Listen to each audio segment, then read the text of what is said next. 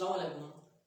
इस लेक्चर में हम early concept of organic chemistry के बारे में पढ़ेंगे। इससे पहले हमने ऑर्गेनिक केमिस्ट्री को डिफाइन किया और उसका जो जनरल डिस्क्रिप्शन था उसे डिफाइन किया।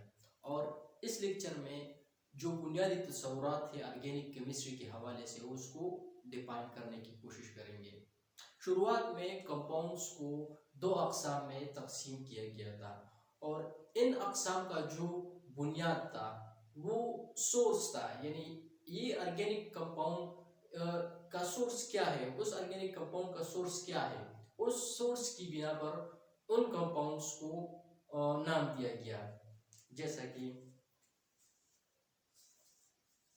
कंपाउंड्स, शुरुआत में कंपाउंड्स को दो अक़साम में तकसीम किया गया था। एक था ऑर्गेनिक कंपाउंड, ऑर्गेनिक कंपाउंड्स, और दूसरी किस्म वो inorganic compounds, inorganic compound.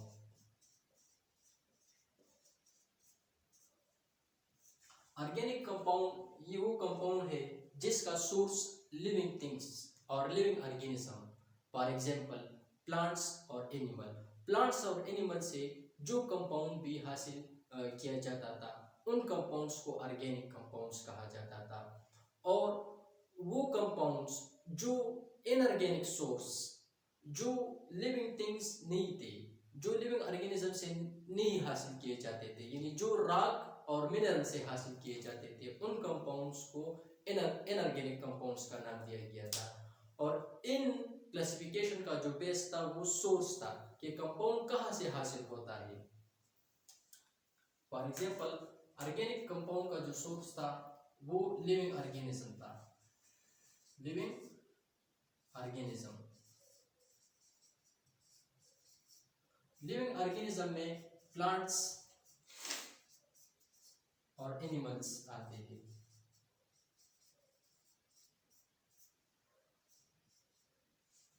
Organic compounds की जो एग्जांपल है वो है एसिटिक एसिड, जो विनेगार से हासिल किए जाते थे। दूसरी थी मैलिक एसिड,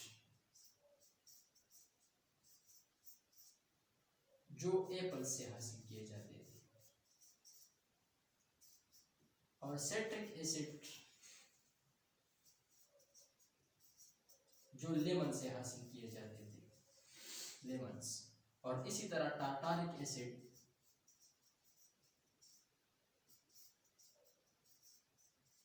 जो ग्रेप्स से हासिल किए जाते थे। इन कंपाउंड को ऑर्गेनिक कंपाउंड कहा जाता है क्योंकि इनका सोर्स प्लांट्स, लिविंग ऑर्गेनिज्म है।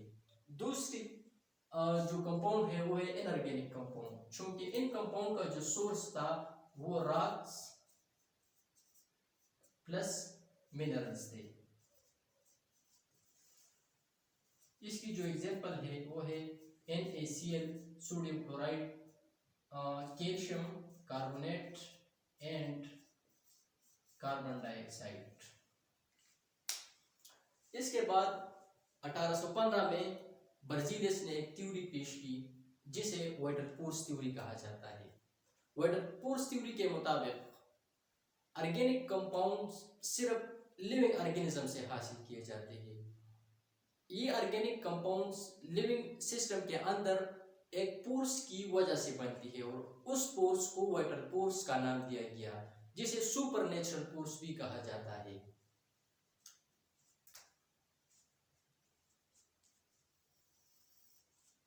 Vital force theory,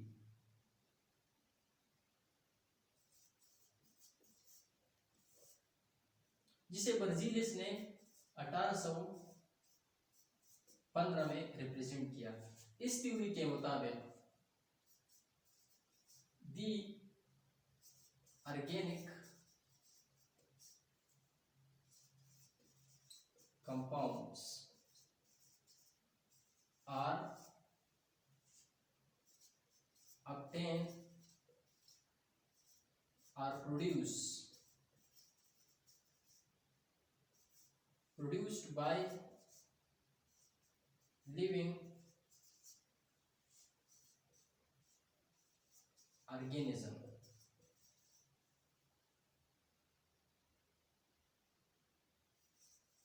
due to vital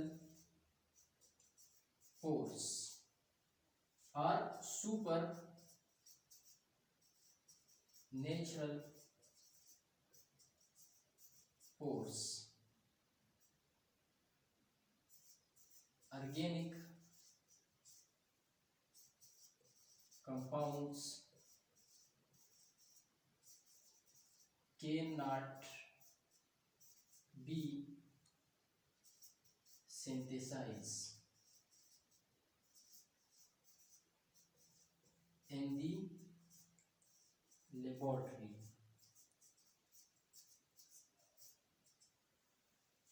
वाटरफोर्स theory के मुताबिक ऑर्गेनिक कंपाउंड सिर्फ लिविंग सिस्टम से हासिल किए जाते हैं और उस लिविंग सिस्टम में एक फोर्स मौजूद होती है। उस फोर्स को वाटर फोर्स का नाम दिया गया, जिसे सुपर नेचुरल फोर्स भी कहा जाता है। ऑर्गेनिक कंपाउंड को लेबोरेटरी में सिंथेसाइज या प्रिपेयर नहीं किया जाता। ये वाटर फोर्स थ्योरी का स्टेटमेंट था। इसके बाद 1828 में फ्रेडरिक वोहलर ने यूरिया का सिंथेसिस किया। With the synthesis of that urea the water force theory was rejected. 1828 में फ्रेडरिक वोहलर ने जो एक्सपेरिमेंट कंडक्ट किया था, उसका जो रिएक्शन था, उसने किन किन कंपाउंड के दरमियान रिएक्शन किया था। उसने पोटेशियम साइनेट का कंपाउंड अमोनियम क्लोराइड के साथ रिएक्शन किया।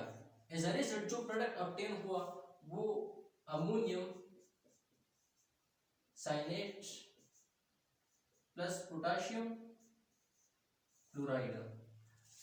इसके बाद अमोनियम साइनेट को हीट दिया गया और जब अमोनियम साइनेट को हीट दिया गया, एज अ रिजल्ट जो प्रोडक्ट ऑब्टेन हुआ वो यूरिया था, यानी NH4CO यूरिया।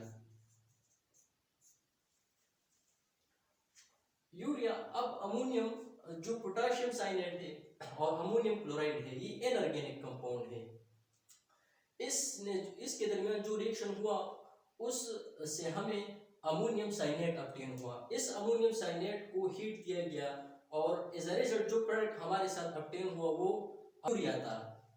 फ्रेडरिक वोहलर ने जो अमोनिया ऑब्टेन किया, ये अमोनिया उस अमोनिया से मुशाबिहत रखता था जो लिविंग ऑर्गेनिज्म की यूराइन से जो ऑब्टेन होता है, उस यूरिया से वो मुशाबिहत रखता था।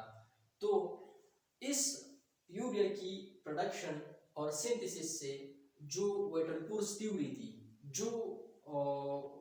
जिसका स्टेटमेंट था कि ऑर्गेनिक कंपाउंड को सिर्फ लिविंग ऑर्गेनिज्म से हासिल किया जाता है, लेकिन 1828 में फ्रेडरिक वोहलर ने ये प्रूव किया कि ऑर्गेनिक कंपाउंड को ये लिविंग ऑर्गेनिज्म से हासिल नहीं किया जाता, क्योंकि इनको हम लेबोरेटरी में सिंथेसिस कर सकते हैं, यानी इनका जो सिंथेसिस है वो हम लेबोरेटरी में भी कर सकते हैं।